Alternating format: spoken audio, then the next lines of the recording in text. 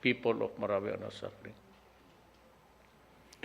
Sir, ipinag-uutos niyo po ba na sa ilalim sila sa hold departure order? Automatic yan.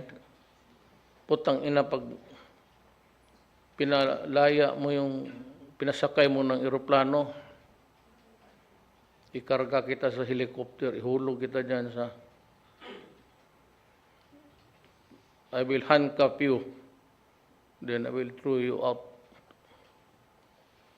Marunong ka maglangoy na nakatali yung kamay mo, baka magdating ka pa ng Dewey Boulevard. Bakit mo paalisin yung hanap ko lang ng sakit ng ulo? Opo. Clarification po, last on my part. May order po ba kayo na shoot to kill?